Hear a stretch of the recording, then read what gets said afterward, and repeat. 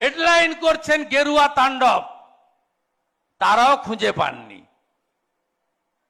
আপনি বলুন তো, গেরুয়া তাণ্ডব এটা লেখা যায়? আরে লিখুন বিজেপির তাণ্ডব, যদি করে থাকে। লিখুন এবিভিপির তাণ্ডব, যদি করে থাকে। লিখুন শুভেন্দু বাহিনীর তাণ্ডব, যদি করে থাকে। উত্তর আমরা দেব। আপনি লিখছেন কাগজে গেরুয়া তাণ্ডব। গেরুয়ার মানে জানেন ওই সংবাদপত্র, ওই গোষ্ঠী?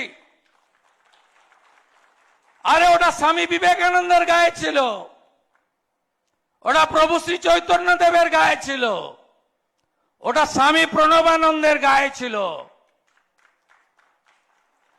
সমস্ত শুভ কাজে ওটা লাগে। সব মন্দিরের মাথায় ওই ধ্বজটাই থাকে।